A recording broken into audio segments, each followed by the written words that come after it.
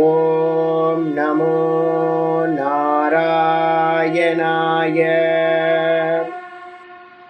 ஓம் நமோ நாராயணாய. ஓம் பூர்ணமதః பூர்ணமிதம் பூர்ணாத் பூர்ணமுதச்யதே பூர்ணஸ்ய பூர்ணமாதாய பூர்ணமேவாவசிஷ்யதே. ஓம் சாந்தி சாந்தி சாந்தி. ஓம் ஸ்ரீ கிருஷ்ணாய பரமாத்மனே நமः.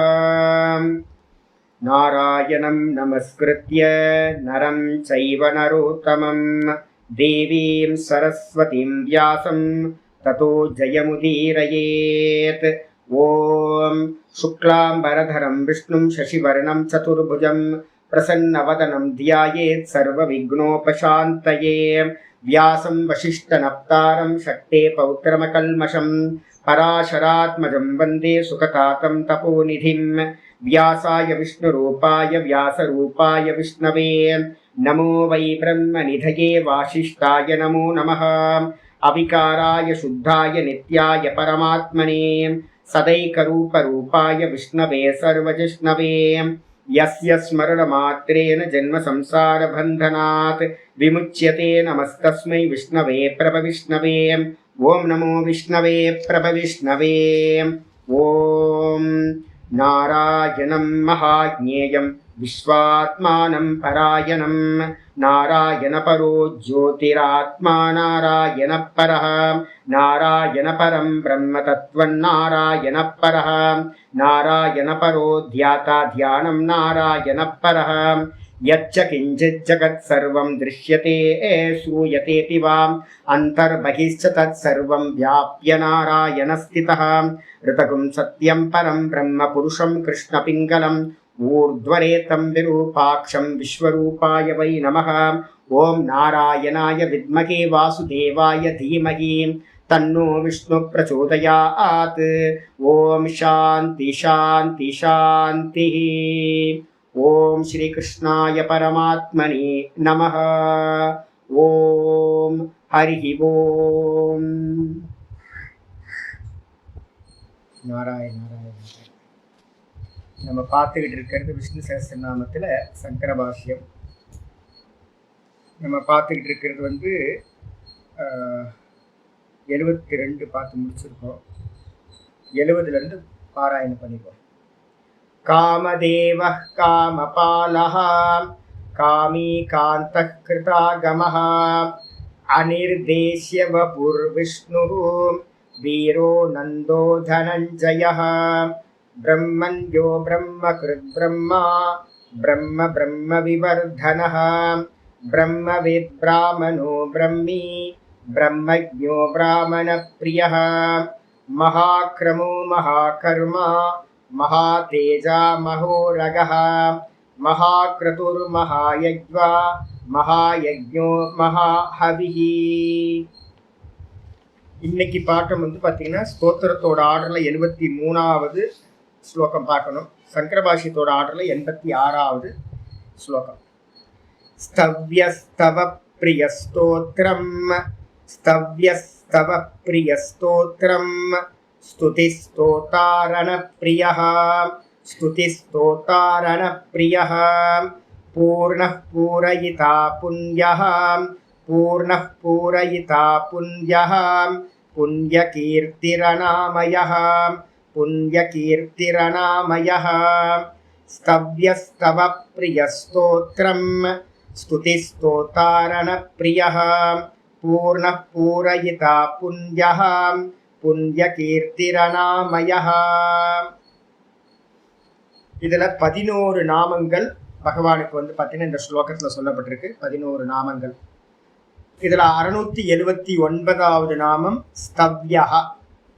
ஸ்தவ்யக அப்படின்றதுக்கு அர்த்தம் பார்த்தீங்கன்னா யோக்கியமானவர், ஸ்துதிக்க யோக்கியமானவர். ஸ்தவனங்களால் ஸ்துதிகளால் ஸ்துதிக்க யோக்கியமானவர், ஸ்துதிக்கப்படுபவர் அப்படின்னு அர்த்தம் எடுக்கணும் ஸ்தவ்யஹ. அப்போ நான் அடிக்கடி உங்களுக்கு சொல்லிகிட்டே இருப்பேன்ல, யாரை ஸ்துதி பண்ணணும் அப்படின்னு கேட்டிங்கன்னா 2 பேர் தான் இந்த உலகத்தில் வாஸ்தவத்தை ஸ்துதிக்கு யோக்கியமானவர்கள். ஒன்று அஜ்ஞானத்தை பார்த்தீங்கன்னா போக்கக்கூடிய குருநாதரை, முகத்துக்கு நேராக ஸ்துதி பண்ணலாம். அடுத்தது வந்து பார்த்தீங்க அப்படின்னா ஈஸ்வரனை வந்து பார்த்தீங்கன்னா ஸ்துதி பண்ணலாம். இந்த 2 பேரை தவிர்த்து நரஸ்துதி வந்து பார்த்தீங்கன்னா முமுட்சுக்கள் பண்ணக்கூடாதுன்னே விதி வச்சிருக்கு. நரஸ்துதியே பண்ணக்கூடாது. மனுஷங்களை ஸ்துதி பண்றதுனால நமக்கு என்ன காரியம் தான் சித்தியாகும் ஒழிய மோட்சம் கிடைக்காது. அதனால வந்து பார்த்தீங்கன்னா ஸ்துதிக்கு யோக்கியமானவர்கள் யாரு அப்படின்னு எடுக்கும்போது ஒன்று பகவான், இன்னொன்று அந்த பகவானை காட்டி கொடுக்கிற குருநாதர். இங்க ஸ்தவ்யகன்றதுக்கு அர்த்தம் வந்து பார்த்தீங்கன்னா ஸ்தவனங்களால் ஸ்துதிக்கப்படுகின்றவர். ஸ்தவனம்ன்றதுக்கு அர்த்தம் வேதத்துல நிறைய சூக்தங்கள் அப்படின்னு இருக்கு, நிறைய ஸ்துதிகள் வந்து பார்த்தீங்கன்னா சொல்லப்பட்டிருக்கு. நிறைய பெரியவங்களால புராணங்கள்லயோ நிறைய ஸ்தோத்திரங்கள் செய்யப்பட்டிருக்கு. அந்த ஸ்தோத்திரங்களால் ஸ்துதிக்கப்படுகின்றவர் ஸ்தவ்யா பகவான். அதுக்கப்புறம் ஸ்தவ பிரியா, பகவானுக்கு வந்து பார்த்தீங்கன்னா எது பிரியமானது அப்படின்னு கேட்டிங்கன்னா பக்தர்கள் பண்ணக்கூடிய அந்த ஸ்துதிகள் எல்லாம் பகவான் வந்து பார்த்தீங்கன்னா பிரியமா அதெல்லாம் ஸ்வீகாரம் பண்ணிக்கிறவர்.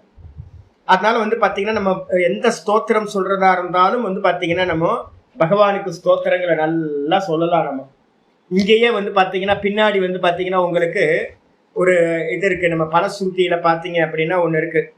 இந்த ஸ்ரீராம ராம ராமேதிக்கு முன்னாடி அது ஒன்று இருக்கும். யோமாம் நாம சகஸ்திரேன ஸ்தோத்துமிச்சா இச்சதி பாண்டவ சோகம் ஏகேன ஸ்லோகேன ஸ்துத ஏவன சம்சய. பகவானுக்கு வந்து பார்த்தீங்க அப்படின்னா பின்னாடி பலஸ்ருதியில சொல்றாரு, எவன் வந்து பார்த்தீங்கன்னா நாம சகஸ்திரத்தினால என்னை வந்து பார்த்தீங்கன்னா ஸ்துதி பண்றதுக்கு இச்சைப்படுறானோ, ஏதோ ஒரு காரணம், நிறைய சூழ்நிலை வந்து பார்த்தீங்கன்னா சரியா இல்லை, அப்ப அவன் என்ன பண்ணலாம் அப்படின்னு கேட்டினா ஏதாவது இந்த நாம சகஸ்திரத்துல இருக்கக்கூடிய ஏதாவது ஒரு ஸ்லோகத்தை எடுத்து வந்து பார்த்தீங்கன்னா அவன் பண்ணாலும் இந்த நாம சகஸ்திரத்தையே சொன்ன மாதிரி வந்து பார்த்தீங்கன்னா புண்ணியம் ஆயிடும் அவனுக்கு அப்படின்னு. அப்ப பகவான் சந்தோஷமாயிடுவார் ஒரு ஸ்லோகத்தினாலும். சோகம் ஏகேன ஸ்லோகேன ஸ்துதயேவ ந சம்சயா சொல்றாரு பலஸ்ருதியில 24வது பலஸ்ருதியில இருக்கிறது. அப்ப ஒரே ஒரு ஸ்லோகம் சொன்னாலும் கூட பகவானுக்கு வந்து பார்த்தீங்கன்னா ரொம்ப பிரியமாயிடும். ஐயோ எனக்காக இவன் வந்து ஸ்லோகத்தை சொல்றானே அப்படின்னு வந்து பார்த்தீங்கன்னா பிரியமாயி நம்மளுடைய காமங்கள் எல்லாம் பூர்த்தி பண்றவர். அதனால வந்து பார்த்தீங்கன்னா ஸ்தவப்பிரியகான்னு பேர். ஸ்தவப்பிரியன்னு அர்த்தம் ஸ்துதிகளால் பிரியமாகின்றவர் அப்படின்னு அர்த்தம். அதுக்கு அர்த்தம் அந்த ஸ்தோத்திரம் அப்படின்னு அடுத்த வார்த்தை இருக்கு. நம்ம ஸ்துதி பண்றமே அந்த ஸ்தோத்திரமே பகவான் தான். வாக்கு பிரம்மேதி உபாசித, நாம பிரம்மேதி உபாசித, எப்பவே மனசுல வச்சுக்கணும். நாமங்கள் எல்லாம் யாரு அப்படின்னு கேட்டீங்கன்னா பகவான் தான். அப்ப ஸ்துதிகளால நம்ம எந்த நாமங்களை சொல்றோமோ இந்த வாக்கை பிரயோகப்படுத்தி அது எல்லாம் பகவானோட சுரூபம். என்னது என்ன எக்ஸாம்பிள் அப்படின்னா நான் நேற்றே உங்களுக்கு சொன்னேன், சப்தான பிராமணம் அப்படின்னு ஒரு பிராமணம். இந்த கிரியேஷனை பண்ணும்போது 7 அன்னங்களை பகவான் படைச்சார். ஒன்று பால், எல்லா ஜீவராசிகளுக்கு சமமானது. 2வது வந்து பார்த்தீங்கன்னா சாமானிய அன்னம், நம்ம எல்லாம் சாப்பிட்றது. அதுக்கப்புறம் தேவர் பித்திருக்களுக்கு வந்து பார்த்தீங்கன்னா ஸ்வதா அன்னம். அதுக்கப்புறம் வந்து தேவர்களுக்கு வந்து பார்த்தீங்கன்னா ஸ்வாகான்னு சொல்லி கொடுக்கக்கூடிய அன்னம். மொத்தம் 4 அன்னம் பிரிஞ்சிடும். மீதி வந்து பார்த்தீங்கன்னா வாக்கு, மனசு, பிராணன், இந்த 3ஐயும் தனக்காக பகவான் வைத்து கொண்டார். அப்ப இந்த வாக்கு வந்து பாத்தீங்கன்னா பிரம்மம். இந்த வாக்குனால எந்த சப்தங்கள் எல்லாம் ப்ரொடியூஸ் ஆகுதோ அது எல்லாம் வந்து பாத்தீங்கன்னா பிரம்மம் தான். அப்ப அந்த பிரம்மம் வந்து பாத்தீங்கன்னா இங்க ஆச்சரியர் சொல்றது வந்து பாத்தீங்கன்னா நம்ம எதெல்லாம் ஸ்தோத்திரம் சொல்றோமோ, அப்ப எதெல்லாம் திட்டுறோமோ அது கூட பகவான் தானே சாமி, வாக்கு தானே அப்படின்னா. ஆமா, இந்த உலகத்துல எந்த சப்தங்கள்லாம் பயன்படுத்தப்படுதோ, ஆனா என்னது தாமசம் ராஜசம். அப்ப தாமச ராஜச அம்சத்தை வந்து வச்சுக்கிட்டு நீங்க என்ன பண்ண முடியாது, கரையேற முடியாது. அதனால எப்பவுமே வந்து பாத்தீங்கன்னா பகவான் பகவான் சொல்லும் போதெல்லாம் சத்துவ அம்சத்தையே நம்ம சொல்லிக்கிட்டு வருவோம். கீதாலையும் வந்து பாத்தீங்கன்னா விபூதி யோகத்துல சொல்லும் போது இது எல்லாம் வந்து பாத்தீங்கன்னா சத்துவ அம்சத்தை, என்னுடைய சத்துவ அம்சம் தான் பகவான் சொல்றார். தேஜோ அம்ச சம்பவா அப்படின்றார், என்னுடைய சத்துவ குணத்திலிருந்து உண்டானவைகள் அப்படின்னு. அப்ப இருக்கிறதுலயே நல்ல சத்துவ குணமான ஸ்தோத்திரங்கள், நல்ல நல்ல பகவானை பத்தின ஸ்தோத்திரங்கள் எல்லாம் வந்து பாத்தீங்கன்னா பகவானோட அம்சம், எல்லாம் பகவான் சுரூபமா தான் இருக்கு. அப்ப இந்த விஷ்ணு சகஸ்ரநாம ஸ்தோத்திரம் படிக்கிறோம் அப்படின்னா இந்த ஸ்தோத்திரமே பகவான் தான் ஆயிடுச்சு. அதுக்கப்புறம் ஸ்துதி, அந்த ஸ்துதி வடி அந்த ஸ்தோத்திரமா இருக்கிறவர் அப்படின்னாலும் ஸ்துதிஹி அப்படின்னு அடுத்த வார்த்தை, அடுத்த நாமம் ஸ்துதி. ஸ்துதினா என்ன அர்த்தம், ஸ்துதி செய்தல், ஒரு கிரியா, ஒரு கர்மம். இப்ப நம்ம வந்து பாத்தீங்கன்னா டெய்லி பாராயணம் பண்றோம்னு வச்சுக்கலாம். அந்த பாராயணம் பண்றது ஒரு காரியம். அந்த காரியமாவும் யார் இருக்கா அப்படின்னு கேட்டா பகவான் தான் இருக்கார். யார் பண்றா அந்த காரியத்தை? பிராணன். கிரியாசக்தி பிராணன். அப்ப அந்த பிராணன் தான் வந்து பாத்தீங்கன்னா இந்த கர்மவை பண்ணுது. அந்த பிராண ரூபத்துல பகவான் இருக்கார். ஸ்துதியும் அவர் தான், ஸ்துதி செய்பவரும் அந்த காரியமும். அதுக்கப்புறம் ஸ்தோத்தா, யார் ஸ்துதி பண்றா அப்படின்னு கேள்வி கேட்டீங்கன்னா என்ன சொல்லுவீங்க? யார் ஸ்துதி பண்றா? நம்ம பண்றோம் அப்படின்றோம். நம்மலாம் பண்ணவே இல்லை. பொய்யான அபிமானம், நம்ம பண்ணவே இல்லை. அப்ப யாரு பண்றா அப்படின்னா நம்ம ஏற்கனவே பார்த்திருக்கோம். பிரகிருதே கிரியமானானி குணை கருமானி சர்வசா அகங்கார விமூடாத்மா கர்த்தா அகமிதி மன்யதே. காலையில கூட நம்ம பார்த்தோம். யார் ஸ்தோத்திரம் பண்றா அப்படின்னா அந்த 3 குணங்களாலான மாயை பண்ணுது. அதுதான் வந்து பாத்தீங்கன்னா புத்தி, மனசு, இந்திரியங்களா இருக்கு. அப்ப இந்த வாக்குன்ற இந்திரியம் யாரு? மாயையோட காரியம். பின்னாடி யார் இருக்கா? சைத்தன்யம் இருக்கு. அந்த சைத்தன்யத்தோட மாயா சேர்ந்துதான் வந்து பாத்தீங்கன்னா இந்த வாகிந்திரியமா, சத்துவகுணத்தோட வாகிந்திரியம் ஸ்தோத்திரங்களை பண்ணுது. அப்ப நான் பண்ணவில்லை, ஸ்தோத்திரத்தை பண்றதும் பகவான் தான் பண்றார். மாயையோடு சேர்ந்து இருக்கிற சைத்தன்யம் அது பிராணனா ஆகி கிரியாத்மகமா இருந்துகிட்டு அது புத்தியை வேக்கப் பண்ணி புத்தி மூலமா காரியம் பண்ணுது பிராணன். அதே மாதிரி மனசோட சேர்ந்து மனசா எலாபரேட்டா நிறைய சிந்தனைகளை பண்ணுது அந்த பிராணன். அதே மாதிரி இந்திரியத்திலிருந்து வந்து பாத்தீங்கன்னா எல்லா காரியங்களையும் பண்ணுது அந்த பிராணன். இந்திரியங்களுக்கு எல்லாத்துக்கும் ஒரு காமன் நேம். என்ன பேரு? பிராணாகான்னு ஒரு பேர், காமன் நேம் கொடுத்துருக்கு சாஸ்திரத்துல. அப்ப இதுல இருக்கக்கூடிய ஃபியூயல் எல்லாம் எது அப்படின்னு கேட்டீங்கன்னா அந்த பிராணன். பிராணன் யாரு? ஏகோ தேவதா சூத்ராத்மா. யாரு? ஹிரண்ய கர்ப்பர். அப்போ ஸ்துதி பண்றது எல்லாம் யாரு அப்படின்னு கேட்டீங்கன்னா ஸ்துதி பண்ற ஸ்தோத்தா. ஸ்தோத்தான ஸ்தோத்ரு. யாரு வந்து பாத்தீங்கன்னா ஸ்தோத்திரம் பண்றானோ அவனும் பகவான் தான். அது சொன்னதுக்கு பிறகு வந்து பாத்தீங்கன்னா அடுத்த நாமம் ரணப்பிரியா அப்படின்னு இருக்கு. ரண அப்படின்னா என்னன்னா யுத்த காலத்துக்கு பேர் வந்து, யுத்தத்துக்கு பேர் ரணம்னு பேர். யுத்தத்துல வந்து பாத்தீங்கன்னா பிரியமானவர். எந்த யுத்தம்? அசுரர்களை வதம் பண்ணக்கூடிய யுத்தத்துல மிகவும் பிரியமானவரா பகவான் இருக்கார். அனாதி காலத்துல இருந்து அவதாரம் பண்றது எதுக்காக? துஷ்ட நிகிரகத்துக்காக தான். துஷ்டர்களோட யுத்தம் பண்ணி அவங்கள வந்து பாத்தீங்கன்னா நாசம் பண்றதுக்காக தான் அவதாரமே. அதனால பகவானுக்கு பேரு ரணப்பிரியகான்னு பேரு. பாருங்க, ஆரம்பிக்கும் போது ஸ்தவப்பிரியகன்னு 2வது நாமம், அதுக்கப்புறம் ரணப்பிரியகன்னு வந்தாச்சு. அதுக்கு அடுத்தது சொல்றாரு பூர்ணகா. ரொம்ப கம்பீரம். ஒவ்வொரு ஸ்லோகத்திலையும் ஒவ்வொரு நாமம் இருக்கும். இந்த ஸ்லோகத்துல வந்து பாத்தீங்கன்னா பூர்ணகா. பூர்ணகனா என்ன அர்த்தம்? சாமானியம் எடுத்தோம் அப்படின்னா எல்லா விதத்திலையும் வந்து பாத்தீங்கன்னா பூரணமானவர். வெல்த்ல இருந்து ஆரம்பிச்சு ஐஸ்வர்யத்திலிருந்து எல்லா விதத்திலையும் பூரணமாக இருப்பவர் பகவான். அதனால பூர்ணகான்னு அவருக்கு பேரு. பூரயிதா, நான் ஏற்கனவே ஒவ்வொரு நாமத்திலையும் சொல்லிக்கிட்டே வரேன். லேண்ட்லார்டை போய் நம்ம பார்த்து அவனுக்கு சேவை பண்ணிக்கிட்டு இருந்தோன்னா லேண்டை கொஞ்சம் கொடுப்பார். ஒருத்தன்ட்ட தனவான்கிட்ட போய் சேவை பண்ணிக்கிட்டு இருந்தோம்னா கொஞ்சம் தனத்தை கொடுப்பார். அதே மாதிரி வந்து பாத்தீங்கன்னா பகவான்கிட்ட வந்து பாத்தீங்கன்னா நம்ம பூர்ணமா இருக்கக்கூடிய பகவான்கிட்ட வந்து சேவை பண்ணிட்டு இருந்தா நம்மள என்ன பண்ணுவார்? பூரணம் பண்ணி வைப்பார். அதனால வந்து பாத்தீங்கன்னா அடுத்த நாமமே பூரயிதா அப்படின்னு இருக்கு. பூர்ணமா இருக்கிற அவர் வந்து பாத்தீங்கன்னா நம்ம எல்லாம் ஸ்துதி பண்றது மூலமா, அவரை ஆராதனை பண்றது மூலமா நம்மளுடைய தேவைகளை எல்லாத்தையும் பூரணமா, பூரயிதா அப்படின்னா பூரணம் செய்விப்பவர், பூர்த்தி பண்றவர் அப்படின்னு ஆயிடுது. புண்ணியக, பகவான் எப்படிப்பட்டவர் அப்படின்னா புண்ணியமானவர். நம்ம பண்ணக்கூடிய புண்ணிய கர்மங்கள் எல்லாம் பகவானோட ரூபம். புண்ணிய கர்மமா பகவான் இருக்கார். எதையெல்லாம் புண்ணிய கர்மம் பண்றோமோ அங்கெல்லாம் பகவான் இருக்கார். என்கிட்ட ஒரு அம்மா ஃபோன் பண்ணாங்க. சுவாமி, நான் வந்து பார்த்தீங்கன்னா இதை பண்றேன், இந்த காரியத்தை நான் பண்றேன் அப்படின்னு. எப்பவுமே நான் சொல்லுவேன், எங்கெல்லாம் நீங்க வந்து யாருக்காவது தானம் கொடுக்கணும், இன்னொரு ஜீவராசிக்கு ஹெல்ப் பண்ணணும் அப்படின்னு ஒரு தாட் வந்துச்சோ நீங்க கேட்கவே வேணாம், என்னோட ஆசீர்வாதம் உங்க கூடயே இருக்கும். அதே மாதிரிதான் பகவானும் சொல்லுவார். என்ன சொல்லுவார் அப்படின்னு கேட்டீங்கன்னா, இந்த சகல ஜீவராசிகள்லையும் சர்வபூத ஹிதே ரதாஹா அப்படின்னு இருக்குல்ல, இந்த ஜீவராசிகள் எல்லாமே வந்து பார்த்தீங்கன்னா ஈஸ்வர சுரூபம். அதுக்காக வந்து பார்த்தீங்கன்னா சின்ன சின்ன உதவி பண்ணினாலும், ஒரு அம்மா வந்து பார்த்தீங்கன்னா ஒரு 4 கொடையை வாங்கிட்டு வந்தாங்க. எவ்வளோ கொடை அப்படின்னு கேட்டால் வந்து பார்த்தீங்கன்னா 250 ரூபாய். நல்லா திட்டி, அறிவு இருக்கா, புத்தி இருக்கா, 250 ரூபாய்க்கு யாராவது கொடை வாங்கிட்டு வருவாங்களா அப்படின்னு. ஏன் சுவாமி, அவங்களுக்கு தெரியாது. அப்புறம் சாரீஸ்லாம் நிறைய கொஞ்சம் அவங்கள்ட்ட கொஞ்சம் தனம் இருந்துச்சு. அந்த கொஞ்சோண்டு தனத்தில் வந்து பார்த்தீங்கன்னா நல்ல நல்ல சாரீஸாக வாங்கிட்டு வந்திருக்காங்க. நான் எனக்கு கொடுக்கறதுக்கே மனசு வரல, நல்ல சாரீஸ். அப்போ அது பார்த்தோன்னே எனக்கு கோவம், சரியான கோவம். சரவணா ஸ்டோர்ஸில் போய் வந்து வாங்கிட்டு வந்தேன். புத்தி இருக்கா அவங்களுக்கு அப்படின்னு. புத்தி இருக்கா அவங்களுக்கு கொஞ்சமாவது? எங்களுக்கு வந்து வேஷ்டி வஸ்திரம் வாங்கிட்டு வந்தாங்க, அதுவும் விலை அதிகமா வாங்கிட்டு வந்தாங்க.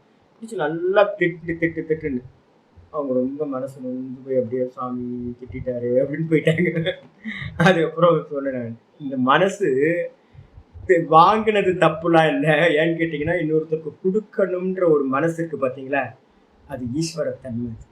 எங்கெல்லாம் நீங்க வந்து பாத்தீங்கன்னா உன்னை சின்ன எறும்புக்கு ஒரு சர்க்கரையை கையில பிச்சு போட்டீங்கனாலும் நீங்க ஈஸ்வரன் ஆயிடுறீங்க. ஏன்னா கடவுள் மட்டும்தான் கொடுக்கிற இயல்பு வந்து ஈஸ்வரனுக்கு மட்டும்தான் கொடுக்கிற இயல்பு இருக்கு. மனுஷனோட இயல்பு என்ன தெரியுங்களா? தான்னு ஒரு 3 விஷயம் நான் சொல்லியிருக்கேன்ல. பிரம்மா வந்து பாத்தீங்கன்னா தன்னோட பசங்க 3 பேர்த்த கூப்பிட்டாரு, பிருகதாரண்யத்துல வர்றது. தேவர்கள், அசுரர்கள், மனுஷங்க 3 பேருக்கும் உபதேசம் பண்றாரு. தான்னு 3 தா சொல்லிட்டாரு. உடனே அசுரர்கள் தேவர்கள் என்ன பண்ணிட்டாங்க அப்படின்னு கேட்டீங்கன்னா, அவங்க வீக்னஸ் அவங்களுக்கு தெரியுமே. அவங்க நினைச்சிட்டாங்க நம்ம ரொம்ப போகத்துல இருக்கோம், நல்ல இந்திரிய போகத்திலேயே இருக்கும். நம்ம அப்பா வந்து நம்மள என்ன பண்றாரு, தமம் பண்ண சொல்றார். தான்றதுக்கு அர்த்தம் தமம், இந்திரிய நிகிரகம் பண்ண சொல்றார், போகத்திலேயே இருக்காதீங்க அப்படின்னா அவங்க போயிட்டாங்க. அடுத்து அசுரர்கள் வந்து பாத்தீங்கன்னா என்ன புரிஞ்சுக்கிட்டாங்க அப்படின்னா, நம்மளை வந்து பாத்தீங்கன்னா தயா பண்ண சொல்றாரு. நம்ம எல்லாத்தையும் ஹிம்சப்படுறோம், போற வரவனெல்லாம் பிடிச்சி அடிக்கிறோம், மனுஷங்களையும் தேவர்களையும் எல்லாத்தையும் டிஸ்டர்ப் பண்றோம். அதனால நம்மளை வந்து தயா பண்ண சொல்றார் அப்படின்னு அவங்க தாக்கு தயான்னு எடுத்துக்கிட்டு போயிட்டாங்க. அவங்ககிட்ட இருக்க குறை தெரியும்ல. அதே மாதிரி இந்த மனுஷன் வந்து தான்னு சொன்னோன்னு என்ன பண்ணிட்டான், அவனுக்கு அவனோட குறை தெரியும். என்ன அப்படின்னு கேட்டா, யாருக்கும் கொடுக்காத இயல்பு லோபம் தான் மனுஷனோட பிறவி குணம். அப்ப அந்த பிறவி குணத்துல இருந்து வந்து பாத்தீங்கன்னா தான்றதுக்கு அர்த்தம் தானம் பண்ண சொல்றாரு அப்பா அப்படின்னு வந்து பாத்தீங்கன்னா போயிட்டான். அப்ப மனுஷனுக்கு வந்து பாத்தீங்கன்னா எப்பெல்லாம் ஒரு தானம் பண்ணணும் அப்படின்னு ஒரு இயல்பு வருதோ, ஒரு சின்ன தாட்டு வந்தாலும் அந்த தாட்டு வந்து பாத்தீங்கன்னா யாரு அப்படின்னு கேட்டீங்கன்னா ஈஸ்வர ஸ்வரூபம், அது ஈஸ்வரனா ஆகுறீங்கன்னு அர்த்தம். எப்பெல்லாம் கொடுக்க கூடாதுன்னு ஒரு எண்ணம் வருதோ அங்கெல்லாம் வந்து பாத்தீங்கன்னா நீங்க மனுஷனா ஆயிடுறீங்க, தேவனை ஆக முடியாது நீங்க அப்படின்னு புரிஞ்சுக்கணும். அப்ப ஆனா நான் ஏன் திட்டினேன் அப்படின்னு கேட்டீங்கன்னா, நான் ரொம்ப பார்ப்பேன். என்னன்னு கேட்டீங்கன்னா, யாரு என்ன யூஸ் பண்றாங்க, கன்சியூமர் யாரு முக்கியமா பார்க்கணும். நான் என்ன பண்ணேன்னு கேட்டீங்கன்னா, என் நாதபிரம்ம வந்து ஒரு வாட்டி என்ன பண்ணாரு, அவருக்கு யாரோ, நான் தான் நினைக்கிறேன், ஏதோ ஒரு ரெயின் கோட் நல்ல யாரோ கொடுத்தாங்க, கொண்டு வந்து நாங்க யூஸ் பண்றதே இல்லை. அவர் வந்து பாத்தீங்கன்னா அந்த ரெயின் கோட்டை வந்து வச்சோன்னு, அவர் பரதேசி, அவர் நாதபிரம்மா, அதை போட்டா வந்து பாத்தீங்கன்னா அவருக்கு ரொம்ப ரிச்சா இருக்க மாதிரி சாமி இருக்கு, அதெல்லாம் கொடுக்க மாட்டேன். சரி, நீங்க போட்டாவே ரிச்சா இருக்கு, போட மாட்டீங்க. இதை வந்து பார்த்தீங்கன்னா ரோட்டில் இருக்கிற ஒரு ஆளுக்கு கொண்டு போய் மழை பெஞ்சிட்டு இருக்கும்போது கொடுத்துட்டாரு. நான் சொன்னது கொஞ்சமா புத்தி இருக்காது.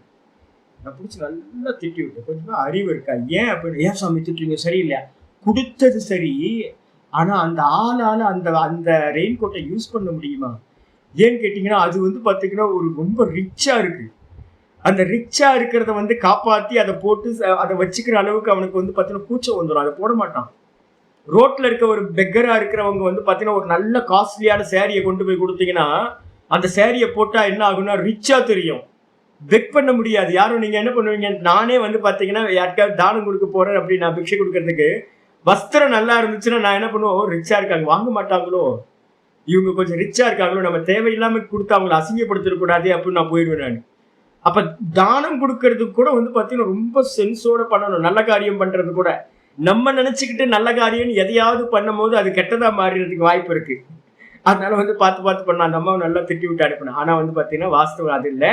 புண்ணிய கர்மா நீங்க எதையெல்லாம் பண்றீங்களோ, சின்ன சின்ன புண்ணிய கர்மாக்கு பின்னாடியே வந்து பாத்தீங்கன்னா பகவான் இருக்கார், அந்த கர்மஸ்வரூபமா பகவான் இருக்கார். நாமம் ரூபம் கர்மம், நாமமும் பகவான் தான், ரூபமும் பகவான் தான், கர்மமும் பகவான் தான்.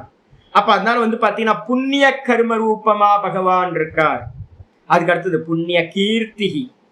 அந்த புண்ணியத்தை வந்து பாத்தீங்கன்னா புண்ணிய கீர்த்தி அப்படின்னா என்ன அர்த்தம், பகவானோட அந்த நாமங்கள் எல்லாத்தையும் படிக்கிறோம்ல. இப்ப 1000 நாமத்தை படிக்கிறோம். அதுக்கப்புறம் பாகவதத்துல வந்து பாத்தீங்கன்னா நிறைய ஸ்டோரிஸ், அவரோட கதைகள் எல்லாத்தையும் கேட்கிறோம், படிக்கிறோம். இதனால என்ன சுவாமி நடக்கும் அப்படின்னு கேட்டீங்கன்னா புண்ணியம் கிடைக்கும். புண்ணிய கீர்த்திய வந்து பாத்தீங்கன்னா புண்ணிய பகவானோட புண்ணியத்தை நம்ம கீர்த்தனம் பண்றதுனால நமக்கு என்ன ஆகும், பாப்பங்கள் நாசமாகும், அந்த கரண சுத்தி உண்டாகும். அதனால பகவானுக்கு பேரு புண்ணிய கீர்த்திகின்னு பேரு. புண்ணிய கீர்த்தின்னு அர்த்தம் பாப்பத்தை போக்கக்கூடிய புண்ணியத்தை உடையவர்.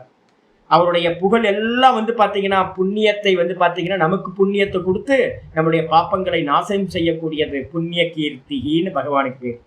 அப்புறம் அனாமயக அப்படின்னு பேர். ஆமய அப்படின்னா ரோகங்களுக்கு பேர் ஆமயன்னு பேர் சம்ஸ்கிருதத்துல. ஆமயக ரோகம் அப்படின்னு அர்த்தம். அனாமயக அப்படின்னா பகவானுக்கு என்ன பேர்? ஆப்போசிட் வந்து பாத்தீங்கன்னா அனாமயக, ரோகங்கள் இல்லாதவர். பகவானுக்கு வந்து பாத்தீங்கன்னா எந்த ரோகமும் இல்லை. நேற்று ஒருத்தவங்க ஒரு அம்மா வந்தாங்க பார்க்கறதுக்கு, மாத்தங்கி பார்த்தா வந்து வித்யா பிரசாத் மாத்தங்கி யாராவது ரோட்ல போகும்போது பார்த்தா நல்லா இருக்காங்க, நல்லா சூப்பரா இருக்காங்களே 2 பேரும் ஹஸ்பண்ட் ஒய்ஃபு அப்படின்னு. பக்கத்துல போய் வெளியில இருந்து பாக்குறதுக்குலாம் நல்லா தான் இருக்கு, எல்லாமே சௌக்கியமா தான் இருக்கு பாக்குறதுக்கு. பிரசன்னமா ஸ்நானம் பண்ணி வஸ்திரம் போட்டு நல்லா. நான் அவங்க போனதுக்கு பிறகுதான் பார்த்தேன், யாருக்கு தெரியும் அவங்கள்ட்ட இருக்க ப்ராப்ளம் என்னன்னு. கால்வலி சாமி, 1 வாரமா கால்வலிக்கு. என்ன தெரியுமா கால்வலி? யாருக்குமே தெரியாது. கால்வலியோட போயிட்டு வந்துட்டு இப்ப நான் 3 நாள் அவஸ்தைப்பட்டு இருக்கேன். யாருக்காவது தெரியுமா? சாமி பிரசன் ஒருத்தர் ஃபோன் பண்ணி சொல்றேன், சாமி என்ன சாமி ஏதாவது லென்ஸ் ஏதாவது போட்டு கேமரா எடுக்கிறீங்களா, பளிச்சுன்னு இருக்கீங்களே சாமி அப்படின்னு. எனக்கு இருக்க ப்ராப்ளம் எனக்கு தானே தெரியும். படுத்தா வந்து பார்த்தீங்கன்னா ஒன்று பண்ணுது, உட்கார்ந்தா ஒன்று பண்ணுது, நடந்தா ஒன்று பண்ணுது. இப்போ நம்ம எல்லாம் இந்த ஜீவராசி எல்லாம் நம்ம வெளியில இருந்து பார்க்கணும். நான் தான் பார்த்தேன், இந்த வித்யா பிரசாத் மாதங்கியும் போகும்போது வந்து பார்த்தீங்கன்னா நல்ல பர்ஃபெக்டா இருக்கிற மாதிரி தெரியுறாங்களே. ஆனால் என்ன பிரச்சனைன்னு இப்போ பக்கத்தில் பழகின எனக்கு தான் தெரியுது என்னென்ன ப்ராப்ளம்ஸ் இருக்கு அப்படின்னு. அப்போ ரோட்ல போறவங்களை எல்லாத்தையும் நம்ம பார்க்குறோம், நல்லா இருக்காங்களே அப்படின்னு. சும்மா வெளியில வேஷம். எல்லாத்துக்கும் சரீரம் இருக்கு. சரீரம் எங்கெங்கெல்லாம் சரீரம் இருக்கோ சரீரத்துக்குள்ளார ப்ராப்ளத்தையும் சேர்த்துதான் வச்சிருக்கு. அப்ப ப்ராப்ளம் இல்லாத சரீரம் இந்த உலகத்துல இல்லவே இல்லை. எங்க போனீங்கன்னாலும் இதே ப்ராப்ளம் தான். கொஞ்சம் கூட குறைய இருக்கும். ஒன்று ப்ரெசென்ட்ல இல்லாம இருக்கும், நேற்று இருந்திருக்கும், இல்லை நாளைக்கு இருக்க போவதா இருக்கும். இன்னைக்கு நல்லா இருக்குன்னு சொன்னாங்கன்னா என்ன அர்த்தம்? இப்போ இந்த க்ஷணத்துல பர்ஃபெக்டா இருக்காங்கன்னு அர்த்தம். இல்லை அப்படின்னா என்ன அர்த்தம்? எந்த டெஸ்ட் எடுக்காம இருக்காங்கன்னு அர்த்தம். ஏதாவது டெஸ்ட் எடுத்து பார்த்தா தான் தெரியும் ப்ராப்ளம் இருக்குன்னு. ஆமா, டாக்டர்கிட்ட கன்சல்ட் பண்ணாம இருக்காங்கன்னா அவங்க நல்லா இருக்காங்கன்னு அர்த்தம். உள்ள போய் கன்சல்ட் பண்ணீங்கன்னா தெரியும் உங்களுக்கு இத்தனை ப்ராப்ளம் இருக்குன்னு அவன் சொல்லிடுவான் டாக்டர். அப்ப என்ன அர்த்தம்னு கேட்டீங்கன்னா நம்ம எல்லாம் ரோக சரீரம்.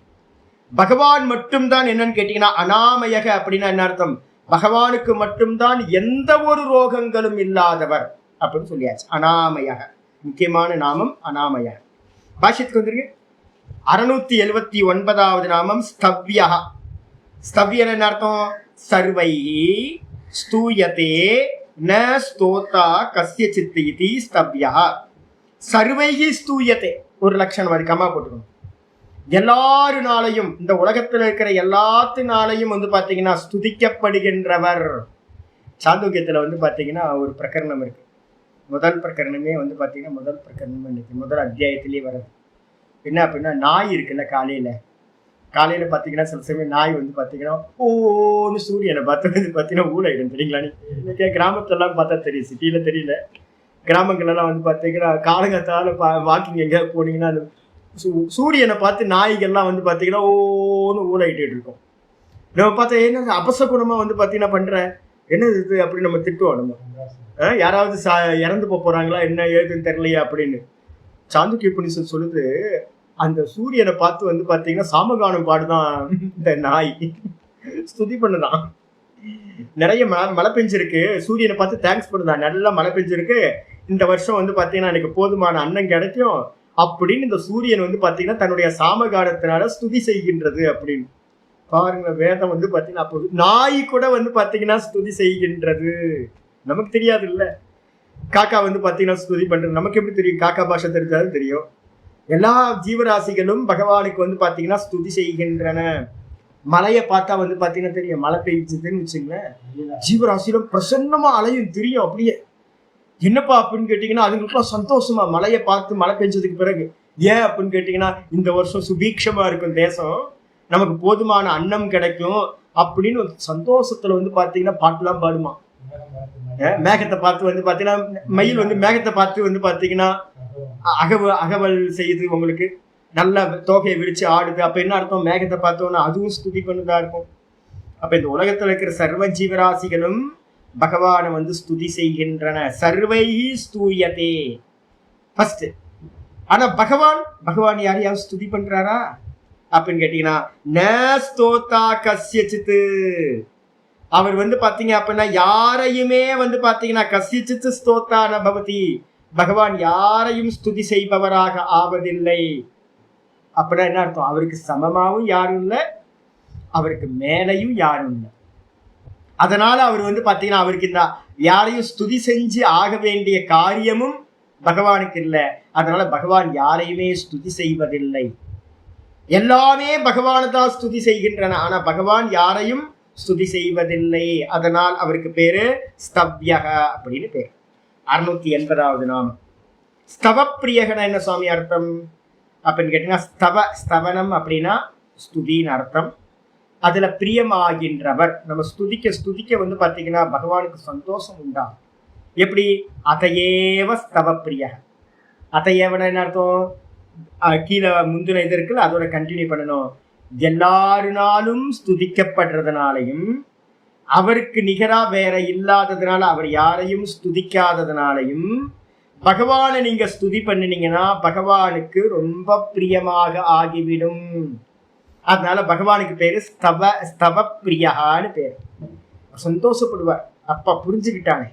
நரஸ்துதி பண்றவன இந்த உலகத்துல இருக்கிற ஏத்திஸ்ட் எல்லாம் பாருங்க, இந்த நம்ம டிஎம்கே குரூப் எல்லாம் இருக்குல்ல, இந்த குரூப் எல்லாம் மந்திரி எல்லாம் வந்து பாத்தீங்க அப்படின்னா ஸ்டாலினை ஸ்துதி பண்ணிட்டு இருக்காங்க. இன்பநிதி, தயாநிதி, உதயநிதி அப்படின்னு ஒரே நிதிகளா பார்த்து ஸ்துதி பண்ணிக்கிட்டே இருக்காங்க. ஏன் அப்படின்னா அவங்கள்ட்ட இருந்து பதவி கிடைக்கும், பணம் கிடைக்கும், கான்ட்ராக்ட் கிடைக்கும், நிறைய கிடைக்கும் அப்படின்னு. அதே நேரத்துல யாராவது வந்து பாத்தீங்கன்னா இல்ல நான் வந்து பகவான் மட்டும் தான் ஸ்துதி பண்ணுவேன்னு எவன் சொல்றானோ பகவானுக்கு சந்தோஷமாயிரும். உண்மையை ஒத்துக்கிட்டான்பா, உண்மை புரிஞ்சிருக்கு அவனுக்கு அப்படின்னு. அப்ப அதனால பகவானை ஸ்துதி பண்றது பகவானுக்கு ரொம்ப பிரியமானது. ஆனா நிறைய பேர் என்ன பண்றாங்க தெரியுங்களா, இந்த கர்ம காண்டிகள் இதெல்லாம் படிச்சுட்டு காலம் ஃபுல்லா வந்து பாத்தீங்கன்னா பாராயணத்திலேயே விட்டுட்டாங்க. கர்ம காண்டிகளுக்கு வந்து பாத்தீங்கன்னா என்ன வேலை அப்படின்னா வாக்கர்மத்தை தான் பிரதானம். வேத பாராயணம் இருக்குல்ல, வேத பாராயணம் மாதிரியே எல்லாத்தையும் ஸ்தோத்திர பாராயணம்.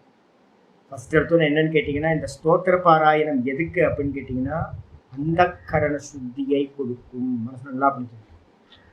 ஆனா நீங்கள் இது வந்து பின்னாடி சொல்ல போற பகவத்கீதையில வந்து பாத்தீங்கன்னா இப்ப இனிமே அடுத்த ஸ்லோகத்துல இருந்து ஆரம்பிக்க போற அமானித்துவம் அதம்பித்துவம் அப்படின்னு குவாலிட்டிஸ் வந்து பாத்தீங்கன்னா ஒரு 20 சொல்ல போற பகவான்.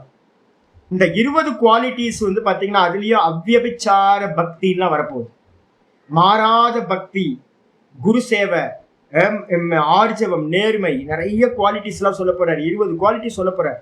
அப்ப அந்த 20 குவாலிட்டிஸும் சொன்னதுக்கு பிறகு வந்து பாத்தீங்கன்னா சங்கரர் கேட்கிறாரு, இது எல்லாத்துக்கும் பேரு ஞானங்கள் தான் பேரு, ஆனா இதெல்லாம் வந்து மெயின் டிஷ் இல்லை, இதெல்லாம் சைட் டிஷ் மாதிரி, பதார்த்தங்கள் மாதிரி. மெயின் டிஷ் ரைஸ் தானே மெயின் டிஷ்ஷா இருக்கணும், சாம்பாரும் ரைஸ் தானே மெயினா இருக்கணும்.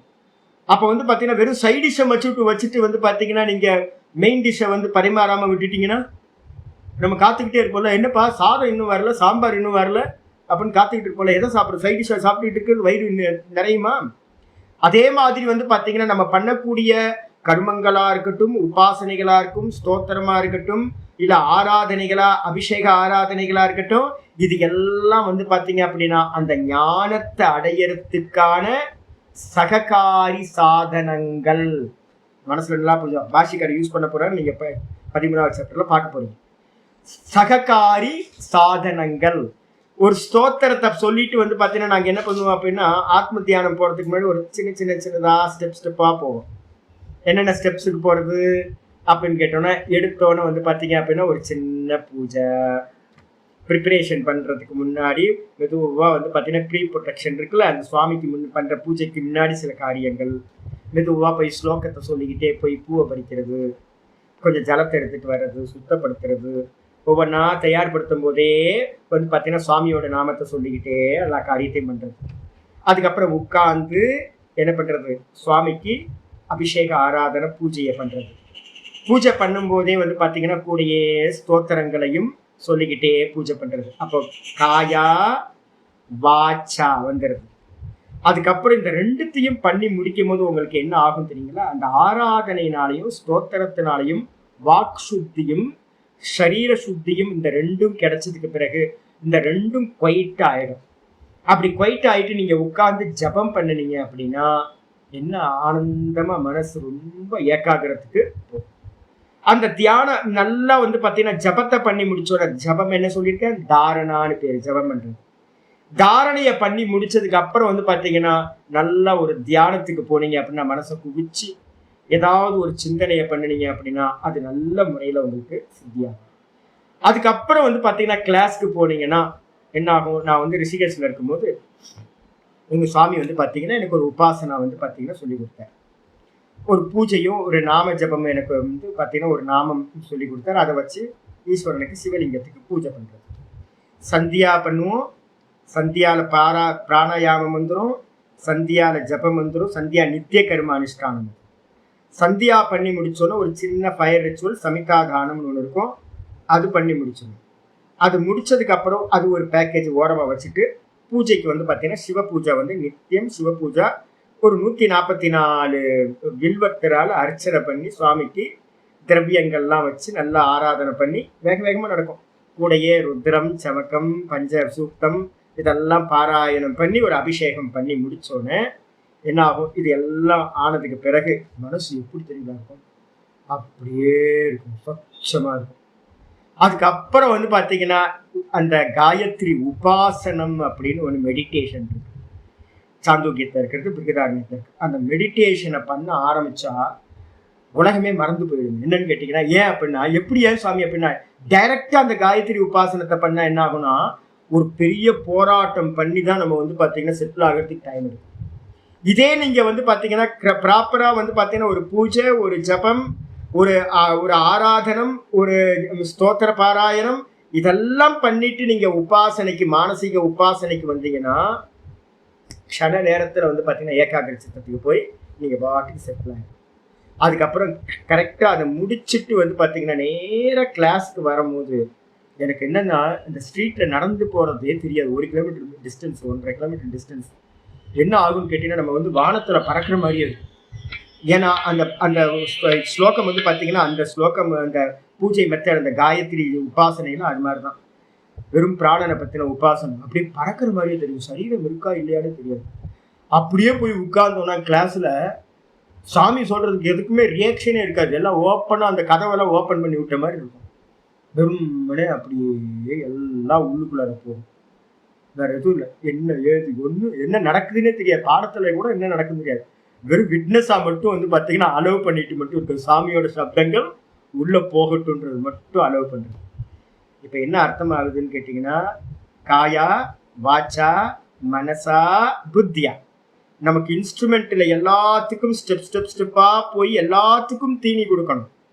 எதுக்காக எல்லாம் அப்படின்னு கேட்டிங்கன்னா அந்த புத்தியில் உண்டாகிற ஞானத்துக்காக தான். சர்வம் கருமாக்கிலம் பார்த்த ஞானே பரிசமாப்பியதே. நீங்கள் ஸ்தோத்திரத்திலே நின்ட்டிங்கன்னா நம்ம பெங்களூர்ல இருந்து வரக்கூடிய ஸ்டூடெண்ட்ஸ்க்கெல்லாம் வந்து பார்த்தீங்கன்னா தனமாகி பார்க்குறாங்க. எல்லாத்துக்கும் எவ்வளோ நாள் வந்து பார்த்தீங்கன்னா நீங்கள் அந்த திருப்புகளையே பாராயணம் பண்ணிட்டு இருப்பீங்க, சக்கரை பொங்கலை கொடுத்து சக்கரை பொங்கலை சாப்பிட்டு பாராயணம் பண்ணிட்டு அது வந்து ரிச்சுவல் ஆகிடுது இல்லை ஒரு டைமில். அப்போ வந்து எப்போ புரிதலுக்கு வருவீங்க, எப்போ வந்து பார்த்தீங்கன்னா நம்ம வந்து பார்த்தீங்கன்னா இவர் மாதிரி ஆக வேணாமா. 12 வருஷம் அவர் வந்து தபஸ் பண்ணி வந்து பார்த்தீங்கன்னா ஓங்காரத்தை ஜபம் பண்ணி அவர் முருகர்கிட்ட இருந்து அனுகிரகத்தை வாங்கி எல்லாம் பண்ணியிருக்காருல்ல. அப்போ அதே மாதிரி நம்மளும் வந்து பார்த்தீங்கன்னா அருணகிரிநாதர் சுவாமி மாதிரி ஆகணும்ல. எவ்வளோ நாள் தான் இன்னொருத்தர் ஸ்தோத்திரம் பண்ணிக்கிட்டே இருக்கிறது, கடவுளாக இருந்தாலும் சரி ஈஸ்வரனாக இருந்தாலும் சரி, எவ்வளோ நாள் வந்து பார்த்தீங்கன்னா ஈஸ்வரனை வந்து பார்த்தீங்கன்னா ஸ்துதி பண்ணிக்கிட்டே இருப்பீங்க. பகவான் அதுதான் விரும்புகிறாரா? ஸ்டார்டிங் பாயிண்ட் மட்டும்தான் அது, அந்த கரண சுத்திக்காக ஸ்துதி. அதுக்கப்புறம் எங்கே வந்துடணும், அகம் பிரம்மாஸ்மின்ற ஞானத்துக்கு வரணும். அகம் பிரம்மாஸ்மின்னு ஒருத்தன் அனன்ய பக்தி பண்ணுறான் அப்படின்னா அதுதான் பகவானுக்கு ரொம்ப பிரியமானது. இல்லை இங்கே சொல்லியிருக்கு, நான் ஸ்தவப்பிரியகன்னு சொல்லியிருக்கு, நான் வாழ்நாள் ஃபுல்லாக வந்து பார்த்தீங்கன்னா ஸ்தோத்திரமே சொல்லிக்கிட்டு இருக்கேன் அப்படின்னா 3ஆம் கிளாஸ்லேயே நிற்கிற மாதிரி. அதுக்கப்புறம் 5ஆம் கிளாஸ் இருக்குது, 8ஆம் கிளாஸ் இருக்குது, 10ஆம் கிளாஸ் இருக்குது, அதுக்கு மேலே டிகிரி இருக்குது, மாஸ்டர் டிகிரி இருக்குது, எல்லாத்துக்கும் போகணும்ல. அப்போ ஸ்டெப்ஸ் வந்து முக்கியம். இது வந்து பார்த்தீங்கன்னா ஆரம்பமாக சொல்கிறது. இதுக்கு அடுத்தது ஸ்துதியிலே வந்து பார்த்தீங்கன்னா என்ன ஸ்துதியெலாம் இருக்குது நம்ம நினச்சிக்கிட்டு இருக்கோம். என்னன்னு கேட்டிங்கன்னா வார்த்தைகளால் சொல்கிறது தான் ஸ்துதின்னு நினச்சிக்கிட்டு இருக்கோம். ஒரே ஒரு வார்த்தை சொல்லுங்கள் சுவாமிக்கு முன்னாடி போயிட்டு, இந்த ஹனுமன் சொன்ன மாதிரி ஆத்ம திருஷ்டியா அகமேவத்வம் துவமேவ அகம். முடிஞ்சு போச்சு, எல்லாம் போச்சு. நான் எந்த வார்த்தையெல்லாம் சொல்கிறேனோ அதெல்லாம் உன்னுடைய ஸ்துதி. முடிஞ்சு போச்சு. அப்போ நான் பேசுகிறதெல்லாம் வந்து பார்த்தீங்கன்னா நான் என்ன பண்ணுவேன், முன்னாடி அக்னி பிராணாகினி கோத்திரம்லாம் முன்னாடி ரொம்ப ப்ராப்பராக பண்ணிட்டு இருந்தேன். சந்தியாவந்தனம் பண்ணிட்டு இருக்கும்போது, பிரம்மச்சாரியா இருக்கும்போது. அதுக்கப்புறம் வந்து பார்த்தீங்கன்னா மெதுவாக போச்சு. என்னன்னு கேட்டிங்கன்னா, உண்டியல்ல எந்திரிச்சு உள்ளே போய் குதிச்சாச்சு. அப்போ நான் பண்ணுறது, பேசுறது, நிற்கிறது, நடக்கிறது, சாப்பிட்றது, குடிக்கிறது எல்லாம் யாருக்கு அர்ப்பணம் அப்படின்னா சுவாமிக்கு அர்ப்பணம். எனக்குன்னு ஒன்று இல்லவே இல்லை. அவ்வளோதான், முடிஞ்சு போச்சு. இதோட பெரிய ஸ்துதி என்ன வேணும்? சுவாமியை பூரணமாக ஏற்றுக்கிறது இருக்குல்ல, அதுதான் ஸ்துதி. அப்போ இந்த உட்கார்ந்துட்டு வந்து பார்த்தீங்கன்னா ஸ்தோத்திர பாராயணம் பண்ணலை, ஆனால் நம்ம என்ன பண்ணுறோம்? விசாரம் பண்ணுறோமா? ஒவ்வொரு சப்தமாக சுவாமியை சிந்தனை பண்ணுறோம்ல, இந்த சிந்தனைக்கு பேர் ஸ்தோத்திரம்னு பேர். அப்போ ஸ்தோத்திரம் வந்து பார்த்தீங்கன்னா நடந்துகிட்டே இருக்கு. இதனால அவர் பகவான் வந்து பார்த்தீங்கன்னா பிரியமாயிட்டே இருக்கார். பாராயணம் பண்ணிட்டு போனீங்கன்னா அது ஒரு ரிச்சுவல் மாதிரி ஆயிடுது. அதே நேரத்தில் ஸ்தவ்யகா, ஸ்தவப்பிரியகா, ஸ்தோத்திரம் அப்படின்னு ஒவ்வொரு நாமத்தையும் நம்ம சிந்தனை பண்றோமே, இது வந்து பார்த்தீங்கன்னா பகவானுக்கு ரொம்ப பிரியமா இருக்கும். ஆயிடுச்சா? ஸ்தவப்பிரியா. சரி, பகவான் என்னவா இருக்கார்? 681வது நாமம் சொல்லுது. என்னது? ஸ்தோத்திரம். அந்த ஸ்தோத்திரமே பகவான் தான். யார்ட்டையா போய் கேட்டு பாருங்க. நித்திய பாராயணம் பண்றவங்ககிட்ட, விஷ்ணு சஹஸ்ரநாமம் பாராயணம் பண்றவங்ககிட்ட பகவான் வந்து ஸ்தோத்திரம்னு சொல்றாரே, நம்பலாம் மாட்டேன், எப்படின்னு கேட்டு பாருங்க பார்க்கலாம். எப்படி பகவான் வந்து ஸ்தோத்திரம்?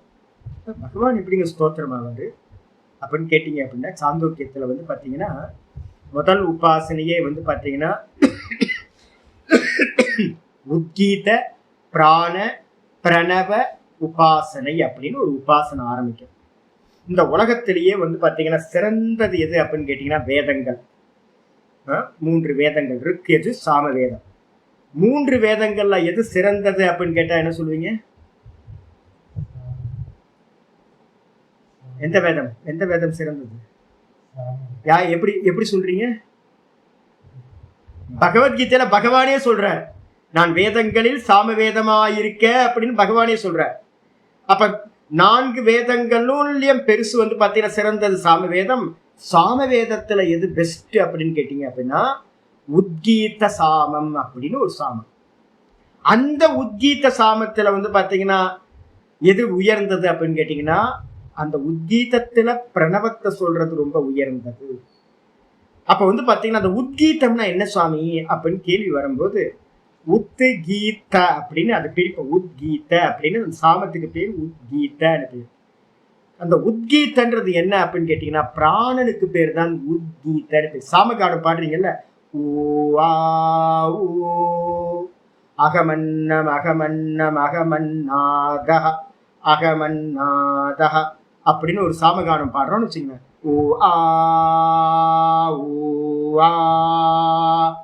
இத என்ன வந்துச்சு உங்களுக்கு? காத்துதான். ஊஹானா சப்தம். அந்த சப்தம் வந்து பாத்தீங்கன்னா ஒரு மேக்கப் போட்டு வருது. யாரு மெட்டீரியல் எது அப்படின்னா, உள்ள இருக்கக்கூடிய மெட்டீரியல் எது அப்படின்னா பிராணன் மட்டும்தான்.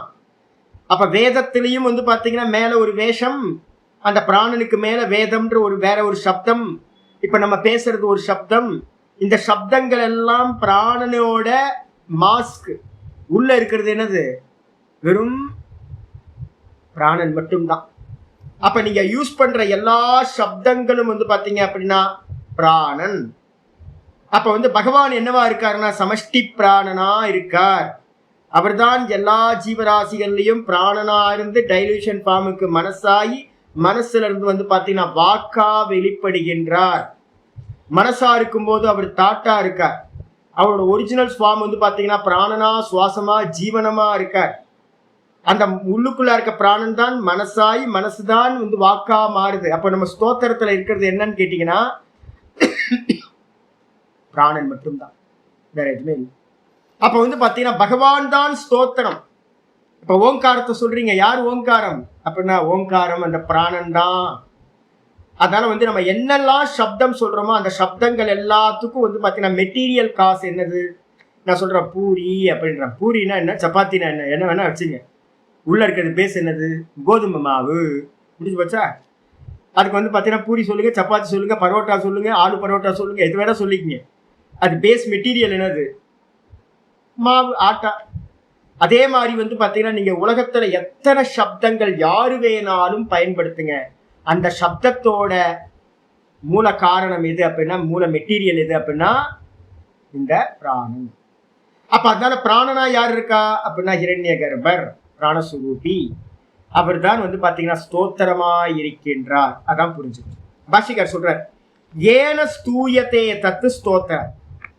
எதனால பகவான ஸ்துதி செய்யறமோ அதுக்கு பேர் வந்து பாத்தீங்கன்னா ஸ்தோத்திரம் அப்படின்னு பேர். எதனால பகவான ஸ்துதி பண்றோமோ, இப்ப வந்து சகஸ்ரநாமத்தினால நம்ம என்ன பண்றோம், ஸ்துதி பண்றோம். அதனால இதுக்கு பேர் என்ன பேரு, சகஸ்ரநாம ஸ்தோத்திரம் அப்படின்னு பேர். ஆயிடுச்சா? அப்ப வந்து பாத்தீங்கன்னா குணசங்கீர்த்தனாத்மகம். என்னத்தை ஸ்துதி பண்றோம், எதை வச்சு ஸ்துதி பண்றோம், பகவானோட குணங்களை, கல்யாண குணங்களை வந்து பாத்தீங்கன்னா ஸ்துதி பண்றோம், கீர்த்தனம் பண்றோம். அப்படிப்பட்டது வந்து பாத்தீங்கன்னா தத்து ஹரிரேவ இதி. அது யாருப்பா அப்படின்னு கேட்டீங்கன்னா அந்த ஸ்தோத்திர ரூபத்துல ஹரிதான் இருக்கின்றார். எப்படி பிராண ரூபமா ஹரிதான் ஸ்தோத்திரமா இருக்கார். அடுத்தது 682வது நாமம் ஸ்துதிஹி. ஸ்துதினா என்ன அர்த்தம், ஒரு கிரியா இருக்கணுமே. ஸ்தோத்திரம், ஸ்தோத்திரம்ன்றது ஒரு ஒரு இந்த விஷ்ணு சகஸ்ர நாம ஸ்தோத்திரம். இந்த ஸ்தோத்திரத்தை வந்து பாத்தீங்கன்னா சொல்ற ஒரு காரியம் இருக்குல்ல, பாராயணம் பண்றோம், என்ன பண்றோம், ஸ்துதி பண்றோம் அப்படின்ற ஒரு காரியம். பகவான் சொல்றார், அந்த ஸ்துதியாவும் பகவான் தான் இருக்கின்றார். எனது ஸ்துதிஹி ஸ்தவன கிரியான்னு பேர். ஸ்துதினா என்ன அர்த்தம், அந்த ஸ்துதி பண்ணக்கூடிய, ஸ்தவனம் பண்ணக்கூடிய கிரியா, செயல். அந்த செயல் வந்து பாத்தீங்க அப்படின்னா யாருப்பா அப்படின்னு கேட்டீங்கன்னா அந்த செயலும் பகவான் தான். இப்போ இதுவும் கேள்வி வரும், பகவான் எப்படிங்க நம்ம ஸ்துதி பண்ற காரியமா வருவார்? திரும்ப அதே எடுத்துங்க. எல்லா நாமங்களும் பகவான், எல்லா நாமங்களை சொல்ற வாக்கும் பகவான், எல்லா நாமங்களை சொல்லக்கூடிய வாகிந்திரியம், மனசிந்திரியம், பிராணன் எல்லாம் வந்து பாத்தீங்கன்னா பகவானோட ரூபம் தான். அதனால கிரியா இருக்குன்னாவே என்ன அர்த்தம், கிரியாசக்தி எங்க வந்துடும், கிரியாசக்தி வந்து பாத்தீங்கன்னா பிராணன் தான். எங்கெல்லாம் ஒரு சின்ன அசைவு இருந்தாலும் அந்த இடத்துல பிராணன் இருக்கணும். பிராணன் இல்லை அப்படின்னா அந்த இடத்துல ஒரு சின்ன அசைவும் நடக்காது. அப்ப கிரியாசக்தியா யார் இருக்கானா பிராணன். பிராணனா யார் இருக்கா, ஹிரண்ய கர்ப்பர் விஷ்ணு பகவான் தான் இருக்கின்றார். அப்ப நம்ம பேசுறது எல்லாமே என்னது, அந்த கிரியாவே பகவான் தான். ஆயிடுச்சா? அதுக்கப்புறம் ஆச்சரியர்னா 683வது நாமம் சொல்றார். இதுக்கு மீனிங் லேட்டா சாதாரணமா எடுத்துட்டு போயிட்டீங்கன்னா போயிடும். நீங்க சாந்தோக்கியம் பிராண உபாசனையை நல்லா படிச்சீங்கன்னா தான் இப்ப நான் சொல்ற மீனிங் எல்லாம் உங்களுக்கு எடுக்க வரும். இல்லைன்னா என்ன பண்ணுவோம், அவர் ஸ்துதியா இருக்கார், அவர் ஸ்தோத்திரமா இருக்கார் அப்படின்ட்டு போயிட்டு கிராஸ் பண்ணி போயிட்டே இருப்போம். நம்ம ஏன்னு கேள்வி கேட்டீங்கன்னா சொல்ல முடியாது. அப்ப கிரியாத்மகமா இருக்கிறது பிராணன். அந்த பிராணனோட டைல்யூஷன் ஃபார்ம் தான் வந்து வாக்கு. அப்ப ஸ்துதியும் அவர் தான், ஸ்துதிப்பவரும் அந்த கிரியாவும் அவர் தான். அதுக்கப்புறம் ஸ்தோதா, யாரு ஸ்தோதா, ஸ்துதிப்பவன். யார் அது, 683வது நாமம் சொல்றாரு, ஸ்தோதா பிசாயேவ, ஸ்துதி செய்யறவனும் அவன்தான். யாரு ஸ்துதி பண்றா, ரிஃப்ளெக்ஷன் கான்சியஸ்னஸ், ஜீவன். அந்த ஜீவனை தான் வந்து பாத்தீங்கன்னா பகவான் கீதையில சொல்லிட்டு இருக்காருல்ல, என்ன சொல்லிட்டு இருக்காரு, யாரு, நான் அகமாத்மா குடா கேசக கீதால சொல்றாருல்ல, நான் தான் எல்லா ஜீவராசிகளுக்கும் ஆத்மாவா இருக்கேன். அப்ப ஸ்துதி பண்றது யாருன்னு கேட்டா நீங்க என்ன சொல்லுவீங்க, நான் பண்றேன் ஜி, விஷ்ணு சகஸ்ரநாம ஸ்தோத்திரம் நான் தான் பாராயணம் பண்றேன், ஸ்தோத்தா நான் தான், ஸ்துதி செய்யறவன் நான் தான் அப்படின்னு யாராவது கேட்டா அந்த நான் சொல்றியப்பா அது யாருன்னு கேட்டீங்கன்னா சாட்சாத் பகவான் தான். நீ தெரியாம இருக்க, நீ தெரிஞ்சாலும் தெரியாட்டியும் வந்து பாத்தீங்கன்னா உள்ள இருந்து ஸ்துதி பண்றவன் யாரு, பகவான் தான் ஸ்துதி பண்றான். என்ன அற்புதம் பாருங்களேன். ஸ்தோத்திரம் அவர் தான், ஸ்துதி பிரியனும் அவன் தான், அந்த ஸ்தோத்திரமும் அவன் தான், அந்த ஸ்துதி பண்ற காரியமும் அவன் தான், அந்த ஸ்தோத்தான்ற பண்றவனும் அவன் தான். இப்ப என்ன ஆயிடுச்சு, அப்ப ஒண்ணுமே இல்லை பகவானுக்கு அந்நியமா, ஒண்ணுமே இல்லை. அதுக்கப்புறம் ஆச்சாரியார் இதோட இது முடிச்சுட்டு அதுக்கு அடுத்த நாமம் வேற இதுக்கு வர்றாரு. 684வது நாமம் ரணப்பிரிய. ரணம்னா என்ன அர்த்தம், யுத்தம், யுத்தத்துல பிரியமா இருப்பவர். என்ன யுத்தம், பாஷிகர் சொல்றாரு, பிரியோ ரணோ யஸ்ய. எவருக்கு ரணம் வந்து பாத்தீங்கன்னா பிரியமானதோ, எவருக்கு ரணமானது பிரியமானதோ அவருக்கு பேர் ரணப்பிரியன்னு பேரு. ஏன் பிரியம், பகவானுக்கு எதுக்கு யுத்தத்துல, அவருக்கு என்ன சாந்தமா இருக்கு தெரியாதா, அவருக்கு யுத்தத்துல பிரியம்னா அவர் என்ன இப்படி இருக்காரு, யுத்தம் பண்றதுல பிரியம்னா என்ன அர்த்தம், சண்டை போடுறதுல அவருக்கு பிரியம்னா என்ன, இது அசிங்கமா இருக்க, சண்டை போடுறதுல பகவானுக்கு பிரியமா அப்படின்னா ஆச்சாரியார் சொல்றாரு, யதக ஏனெனில் பஞ்சமகா ஆயுதானி, பஞ்சமகா, இது உங்களுக்கு இந்த இது எப்படியோ மிஸ் ஆகி போச்சு. நான் தமிழ்ல மீனிங் எழுதாம விட்டுருக்கேன். நீங்க முடிச்சா அதுக்கு மீனிங் எழுதிங்க. எந்த காரணத்தினாலெனில், ஏன் அவர் பகவான் ரணத்துல பிரியம் இருக்காரு யுத்தத்துல அப்படின்னா, பஞ்ச மகா ஆயுதானி, பகவான்கிட்ட வந்து பாத்தீங்கன்னா 5 ஆயுதங்கள் இருக்கு. இந்த 5 ஆயுதங்களை வந்து பாத்தீங்கன்னா தத்தேனா தாரணம் செய்து கொண்டு என்ன பண்றார், சததம் எல்லா காலத்திலையும் லோக ரக்ஷணார்த்தம் அதோ ரணப்பிரியா, இந்த 5 ஆயுதங்களை வச்சுக்கிட்டு என்ன பண்றாருன்னா லோகத்தோட நலனுக்காக காரியம் பண்ணிக்கிட்டு இருக்கார். அசுரர் இயல்புக்கு எதிர்த்து வந்து பாத்தீங்கன்னா யுத்தம் பண்ணிக்கிட்டே இருக்கார் சதா. அதனால அவருக்கு பேர் வந்து பாத்தீங்கன்னா ரணப்பிரியகன் பேர். என்ன ஆயுதம் வரப்போகுது இப்ப வந்து பாத்தீங்கன்னா மொத்தம் 5 ஆயுதங்கள் பக்கத்துல எழுதிங்கன்னா அவங்க தமிழ் இதுல வந்து மீனிங்ல எழுதலை, எப்படி விட்டு போச்சு அது கூட. என்னெல்லாம் ஆயுதம்? சுதர்சன சக்கரம் இருக்கா, இருக்கிறதுலே கையில வந்து பாத்தீங்கன்னா சங்கு சக்கர கதாதாரின்னு சொல்றோம். சங்கு ஒரு கையில, ஒரு பக்கத்துல சக்கரம், சங்கு சக்கரம், அப்புறம் 3வது கையில கதா. சங்கு சக்கர கதாதாரி, மூணு ஆயுதம் வந்துருச்சா. 4வது ஆயுதம் என்னது? தனுஷ். ஷாருங்கம் அப்படின்னு சொல்லக்கூடிய ஒரு ஷாருங்க தன்வா கதாதரகன் இருக்கு. ஷாருங்கத்தை தாரணம் செய்தவர், ஷாருங்கம் என்று சொல்லக்கூடிய வில்லை தரித்திருப்பவர். அதுக்கப்புறம் வேற என்ன இருக்கு? கத்தி. கத்திக்கு என்ன இருக்கு? கத்திக்கு என்ன பேரு? நந்தகி. நந்தகின்னு சொல்லக்கூடிய கத்தி வந்து பாத்தீங்கன்னா நந்தக அப்படின்னு சொல்லக்கூடிய கத்தியை வந்து பாத்தீங்கன்னா வால் ஸ்வாட வந்து வச்சிருக்காரு. அப்ப மொத்தம் 5 ஆயுதங்கள் இருக்கு. சங்கு சக்கரம் கதா ஷாருங்கம், அதுக்கப்புறம் நந்தக, மொத்தம் 5 ஆயுதங்களை வந்து பாத்தீங்கன்னா தாரணம் பண்ணவர். எதுக்காக அப்படின்னா லோக ரக்ஷணார்த்தம், உலகத்தை ரட்சணம் பண்றதுக்காக, காப்பதற்காக யுத்தத்தை சதா நிறைய அவதாரங்கள் எடுத்து பண்ணிக்கிட்டு இருக்காரு. அதனால ரணப்பிரியகன்னு பேர். இல்ல அது ஆயுதம் இல்லைல்ல, அது ஆயுதம் இல்லை. நீங்க சக்கரபாணியில தான் வந்து பாத்தீங்கன்னா 4 கைகள் சக்கரபாணியா எடுத்துக்கிட்டீங்கன்னா 1 தாமரையா வந்துடும் உங்களுக்கு. ஆனா யுத்த களத்துல போகும்போது தாமரையை வச்சுட்டு தான் யுத்த களத்துக்கு போற. நீங்க யுத்த பூமியில இருக்கும் போது தாமரை இருக்காது. யுத்த பூமியில இருக்கும் போது 5 ஆயுதங்களோட தான் போவாங்க. தாமரை எடுத்துக்கிட்டு யுத்த களத்துக்கு போக முடியாதுல்ல. இந்த 5 ஆயுதம், ஆமா, ஒவ்வொரு நிறைய தியான ஸ்லோகங்கள்ல நிறைய வெரைட்டியா இருக்குல்ல. இப்ப நீங்க இதையே எடுத்துக்கிட்டீங்கன்னா, இப்ப விஷ்ணு சஹஸ்ரநாமத்தோட தியான ஸ்லோகம் வந்து பாத்தீங்கன்னா, ஆமா ஆமா, விஷ்ணுவோட படுக்கையில இருக்கும்போது, பார்க்கடல்ல படுத்திருக்கும் போது ஒரு தியான ஸ்லோகம். அப்புறம் நம்ம இங்க படிக்கிறது வந்து க்ஷீரோ தன்வத் பிரதேச சுச்சிமணி விலசத் அப்படின்ற இது இருக்குல்ல. அதே மாதிரி இங்க படிக்கும் போது தியான ஸ்லோகம் வந்து பாத்தீங்கன்னா திரிவிக்ரம சுவாமியோட வர்ணனைகள் வந்து தியான ஸ்லோகத்துல வரப்போகுது நமக்கு. அப்ப ஒவ்வொரு இடத்துலயும் ஒவ்வொரு தியான ஸ்லோகங்கள் பயன்படுத்துறோம். அப்ப யுத்தத்துக்கு போகும்போது 5 ஆயுதங்களோட ஏந்தியவராதான் அவர் யுத்தத்துக்கு போறார். தாமரை அங்கே இருக்கார். அதுக்கப்புறம் முக்கியமான நாமம் இதுல என்ன வந்துருது அப்படின்னா 685வது நாமம் பூர்ணகா அப்படின்னு பகவானுக்கு பேர். பூர்ணகனா என்ன சுவாமி அப்படின்னா, டெய்லி வந்து பாத்தீங்கன்னா பூர்ணமதகா பூர்ணமிதம் பூர்ணாத் பூர்ணமுதச்யதே டெய்லி மந்திரம் சொல்றீங்களே. டெய்லி ஆரம்பிக்கும் போதும் பூர்ணம் சொல்றோம், முடிக்கும் போதும் பூர்ணம் சொல்றோம். முக்கியமான மொத்த வேதாந்தத்தோட அர்த்தமும் வந்து பாத்தீங்கன்னா அந்த பூர்ணத்துக்குள்ளார வந்துருது. ஏக்கமேவ அத்விதீயம்.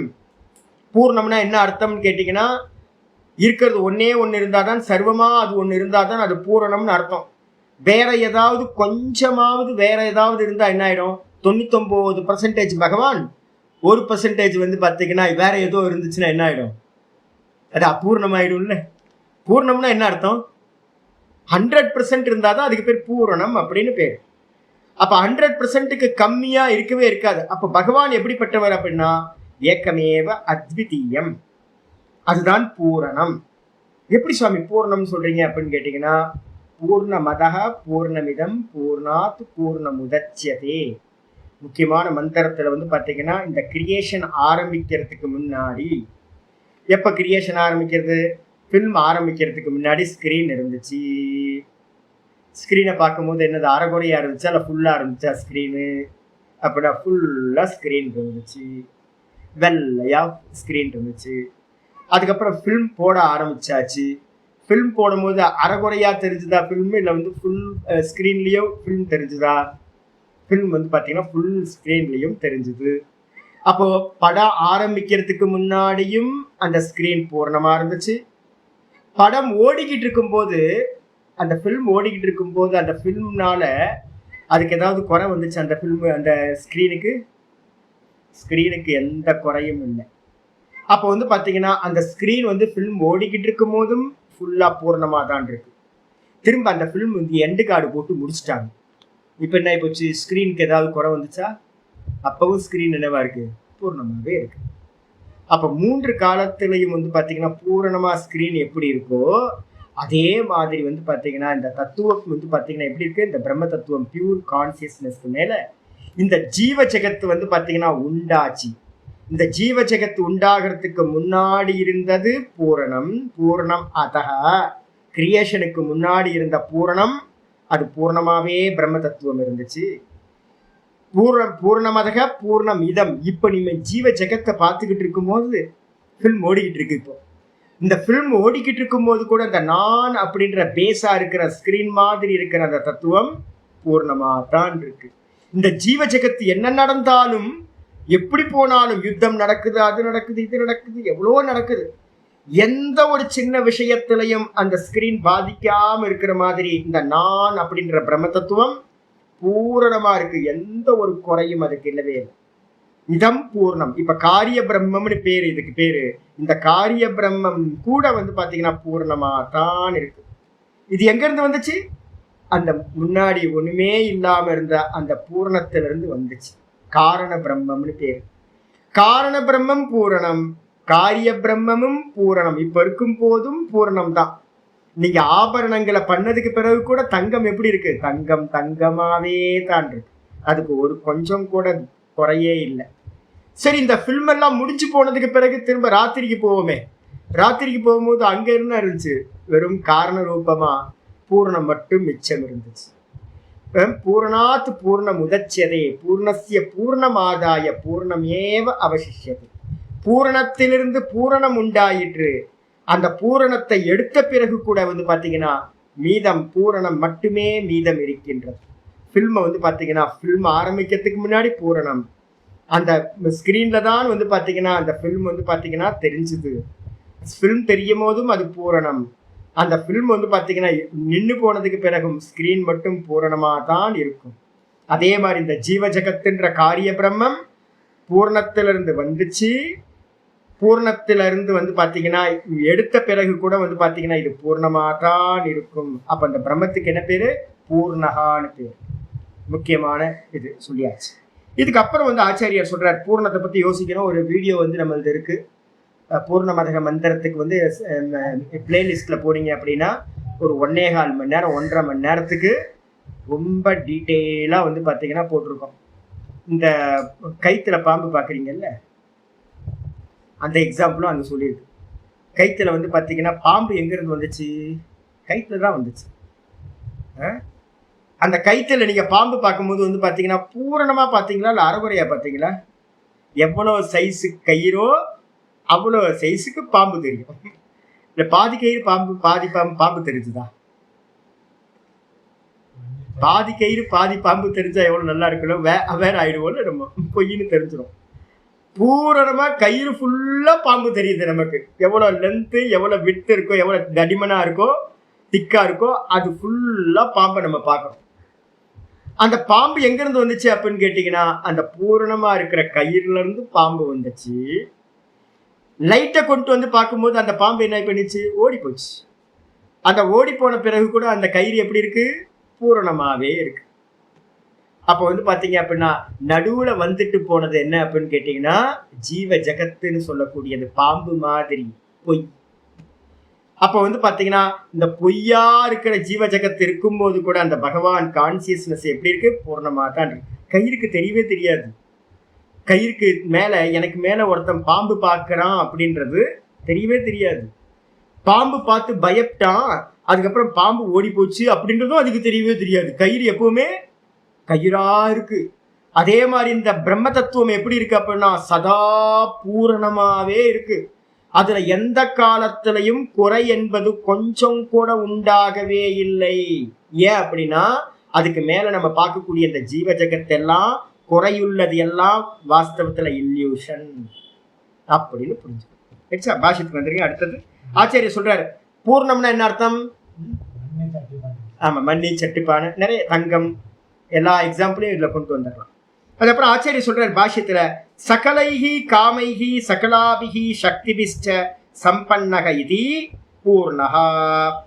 சகலைஹி காமைஹி, பகவானுக்கு ஏதாவது நிறைவேறாத காமங்கள் ஏதாவது இருக்கா சுவாமி? பகவானுக்கு ஏதாவது நிறைவேறாத காமங்கள் இருக்கா? ஸ்கிரீனுக்கு ஏதாவது அடையப்படாத காட்சிகள் இருக்கா? ஸ்கிரீன் இருக்கு. ஸ்கிரீன் வந்து ஐயோ இந்த ஹீரோ இருந்தா நல்லா இருக்குமே, இந்த ஹீரோயின் இருந்தா நல்லா இருக்குமே, இந்த காமெடியன் இருந்தா நல்லா இருக்குமே அது ஏக்கப்படுமா? ஏதாவது அதால அடையப்படாததுன்னு ஏதாவது இருக்கான எல்லா காட்சிகள் ஒன்று இருந்துச்சுன்னா அது எங்க மேல இருக்கு? ஸ்கிரீனுக்கு மேலதான் இருக்கு. அப்ப பகவான் அப்படின்னு நம்ம சொன்னோம் அப்படின்னா பகவானுக்கு மேலதான் இந்த பூரண ஜெகத்தே வந்து பாத்தீங்கன்னா என்ன இருக்கு? சூப்பர் இம்போஸ் ஆயிருக்கு. அப்ப இந்த மொத்த ஜெகத்தும் யாரோடது? சுவாமியோடது. அப்ப சுவாமிக்கு வந்து பாத்தீங்கன்னா அடையப்படாததுன்னு ஏதாவது மிச்சம் இருக்குமா அப்படின்னு கேட்டீங்கன்னா கொஞ்சம் கூட ஒரு எம்எம் கூட சுவாமிக்கு அந்நியமா, ஜெகத்துன்னு ஒண்ணு சுவாமிக்கு அந்நியமா இல்லவே இல்லைங்களேங்க. அப்ப அதனால வந்து பாத்தீங்கன்னா சுவாமியால அடையப்படாததுன்றது எந்த ஒரு காமங்களும், சகலைஹி காமைஹி, அவரால் வந்து பாத்தீங்கன்னா எல்லா காமங்களாலும், சகலாபிகி சக்திபிஷ்ட, எல்லா சக்திகளாலும் வந்து பாத்தீங்கன்னா சம்பன்னக, பூர்ணமா சம்பத்தியை அடைந்தவர், நன்றாக அடைந்தவரா சுவாமி இருக்கார். அதனால அவருக்கு என்ன பேருனா பூர்ணகன்னு பேர். அவர் அடையாதது ஒண்ணுமே இல்லை. ஏன் அப்படின்னா இந்த மொத்த இல்யூஷனும் யாருக்கு மேல இருக்கு? சுவாமிக்கு மேல. அவருக்கு அடைய வேண்டியதுன்னு இந்த உலகத்துல ஒண்ணும் இல்லை. பூர்ண காமக அப்படின்னு சுவாமிக்கு இன்னொரு பேர். பூர்ண காமக, சத்திய காமக, ஆப்த காமக அப்படின்னு பகவானுக்கு வந்து பேர். நிஷ்காமக, பகவானுக்கு என்ன பேர்? இத்தனை பேர் வச்சிருக்கு. ஏன் அப்படின்னா அவர் காமமே இல்லாதவர். ஏன் அப்படின்னு கேட்டீங்கன்னா எல்லாம் தெரியும், அவருக்கு மேல இருக்கிற எல்லாம் இல்யூஷன் அப்படின்னு அவருக்கு தெரியும். காமமே இல்லை, அவர் எல்லாத்தையும் அடைந்தவர். ஏன் அப்படின்னா எல்லாத்துக்கும் எல்லா இல்யூஷனுக்கும் ஆதாரமா இருக்கிறவர். அவருக்கு அடைய வேண்டியதுன்னு ஒண்ணு இந்த உலகத்துல ஒண்ணுமே இல்லை. அதனால அவர் வந்து பாத்தீங்கன்னா பூர்ணக அப்படின்னு சொல்லப்படுகின்றார். இதுக்கு அடுத்தது வந்து பாத்தீங்கன்னா 686வது நாமம் பூரயிதா. பூரயிதானா என்ன சுவாமி அப்படின்னு கேட்டீங்கன்னா பூர்த்தி செய்பவர். எல்லா காமங்களையும் பகவான் வச்சிருக்காரு அப்படின்னா பகவான்கிட்ட இருக்கு எல்லாம். இந்த மொத்த உலகங்களும் எங்க இருக்கு? சுவாமிகிட்ட தான் இருக்கு. அப்ப நம்ம ஏதாவது கேட்கணும்னு வச்சுங்களேன், சுவாமி சுவாமி எனக்கு இது வேணும், அது வேணும், இது வேணும்னு கேட்கணும் அப்படின்னா எடுத்துட்டு தொலை அப்படின்னு என்ன பண்ணுவார்? நீ வந்து பார்த்தீங்கன்னா திருந்தவே மாட்டேன். நீ நான் சொல்லிக்கிட்டே இருக்கேன் இது பொய் பொய் பொய்ன்னு, நீ தான் நான் சொல்லிட்டு இருக்க, நீ திருந்தவே மாட்டேன்ற, இதை கொடு அதை கொடுன்னு கேட்டுக்கிட்டே இருக்க. அதனால வந்து பார்த்தீங்கன்னா தொலை அப்படின்னு சுவாமி என்ன பண்ணுவார்? கேட்கறதெல்லாம் கொடுத்துருவார். அதனால வந்து பாத்தீங்கன்னா பூரயிதான்னு பேரு. பக்தர்களுடைய காமங்களை எல்லாத்தையும் பூரணம் செய்விப்பவர், பூர்த்தி பண்றவர், எல்லாத்தோட தேவைகளையும் பூர்த்தி பண்றவர். பாஷிகர் சொல்றார், ந கேவலம் பூர்ணயேவ, பகவான் வந்து பூர்ணமா மட்டும் இருக்கிறவர் இல்லை. நிறைய பேர் பூர்ணமா இருக்கிறவங்க இருப்பாங்க.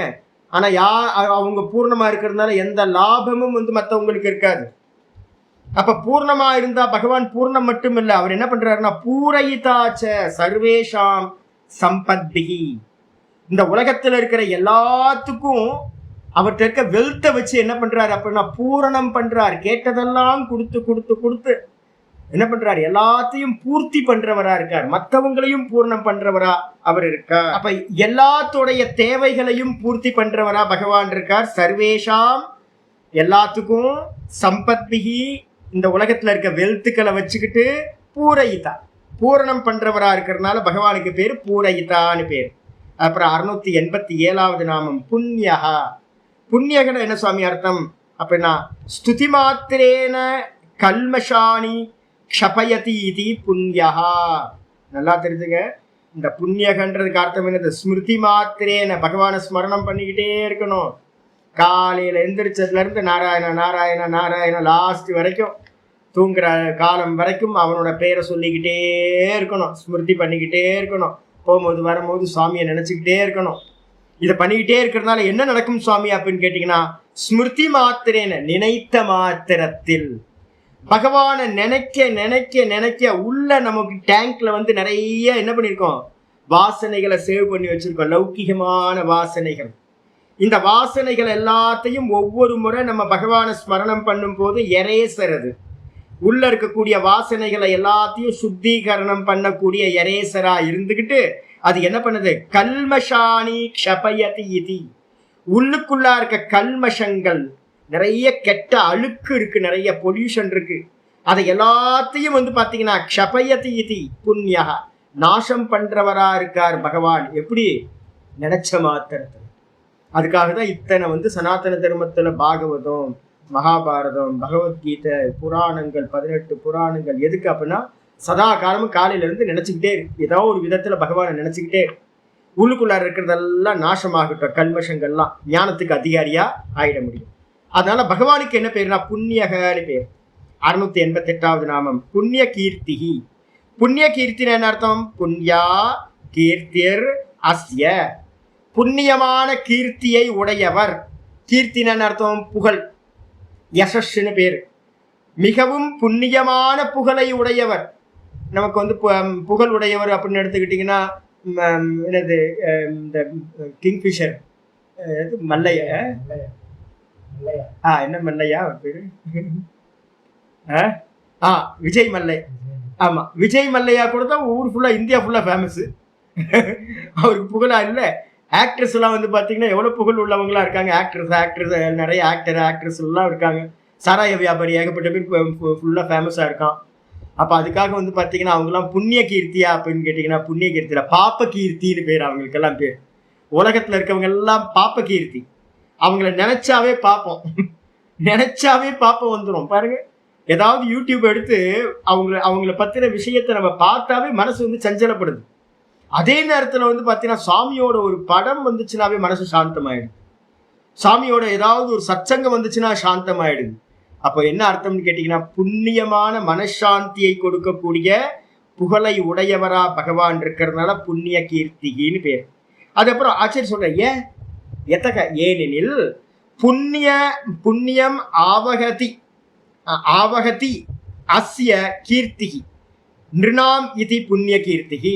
பகவானோட புண்ணியத்தை நம்ம வந்து கீர்த்தனம் பண்றதுனால, அவரை ஸ்துதி பண்றதுனால கூடவே உன்னை வந்து பாத்தீங்கன்னா வகனம் பண்ணி நமக்கு கொண்டு வந்து கொடுக்குதான். எதை கொடுக்குது அப்படின்னு கேட்டீங்கன்னா, மனிதர்களுக்கு வந்து பாத்தீங்க அப்படின்னா புண்ணியத்தை வந்து ஆவகனம் பண்ணிட்டுனா தூக்கி சுமந்துக்கிட்டு வந்து கொடுத்துட்டு போகுது.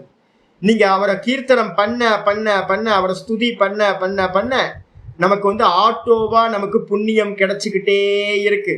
அப்போ அவரை கீர்த்தி பண்றதுனாலயே மனிதர்களுக்கு புண்ணியம் கிடைக்குது அப்படின்னா அதனால அவருக்கு பேர் புண்ணிய கீர்த்தின்னு பேர் வச்சாச்சு. நிறைய பேர், எங்க வீட்டு பக்கத்துல ஒருத்தர் இருந்தார், புண்ணிய கீர்த்தின்னு பேர். எங்க தெருவில் ஒருத்தர் இருந்தார், புண்ணிய கோட்டி, புண்ணிய கீர்த்தின்னு ஒருத்தர் இருந்தார். அதுக்கப்புறம் இங்க வந்து 689வது நாமம் அனாமயா. அனாமயன என்ன சுவாமி அப்படின்னு கேட்டீங்கன்னா, எந்த ரோகமும் இல்லாதவர். எந்த ரோகம்னா எப்படி, ஆச்சரியர் சொல்றார், ஆந்தரைர் பாக்யைர் வியாதிபிகி கர்மஜைர் ந பீட்யதே இது அனாமயா. நம்ம எல்லாம் என்ன பண்ணிருக்கோம் அப்படின்னா, வெளியில வந்து பாத்தீங்கன்னா ரோகம் இல்லை, ஆனா மானசீக ரோகம் இருக்கா. அந்த மானசீக ரோகத்துக்கு பேர் வந்து பாத்தீங்கன்னா ஆந்தரிக ரோகம் அப்படின்னு பேரு. மனோரோகம், நமக்கெல்லாம் மனோரோகம் இருக்கு. காமம், குரோதம், லோபம், மோகம், மதம், மாத்சரியம், இன்னும் ஊர்ல இருக்க ஏகப்பட்ட பொல்யூஷன் வந்து பாத்தீங்கன்னா உள்ளுக்குள்ளார மனசுல வச்சிருக்கோம். அது இல்லாம வந்து பாத்தீங்கன்னா பாகியைகி, இந்த தேகத்துல வந்து பாத்தீங்கன்னா சுகரு, பிபி எதெல்லாம் இருக்கோ எல்லாம் இருக்கு, நமக்கு ரோகங்கள்லாம் இருக்கு. இந்த உள்ள இருக்கக்கூடிய ரோகங்கள், வெளியில இருக்கக்கூடிய ரோகங்கள், இதெல்லாம் எதனால சுவாமி உண்டாச்சு, கருமஜைகி. இவைகள் எல்லாம் முந்தின செய்யப்பட்ட ஜென்மங்கள்ல செய்யப்பட்ட கருமத்திலிருந்து உண்டாகின்றவைகள். அப்ப இந்த மாதிரி எல்லாம் வந்து பாத்தீங்கன்னா என்ன இருக்கு, நமக்கெல்லாம் இருக்கு. ஆனா பகவான் இவைகளால் ந பீட்யதே. இப்போ உடனே உங்களுக்கு ஒரு இது வந்து பாத்தீங்கன்னா யோக சூத்திரத்துல ஒரு ஞாபகத்துக்கு வரணுமே. நம்ம படிக்கிறது என்ன பண்ணணும் தெரியுங்களா, இல்ல வேற. ஈஸ்வரனுக்கு என்ன லட்சணம் அங்க பார்த்திருக்கோம், ஈஸ்வரனுக்கு ஒரு லட்சணம் பார்த்திருக்கோம். கிளேஷ கர்ம விபாக்கைர்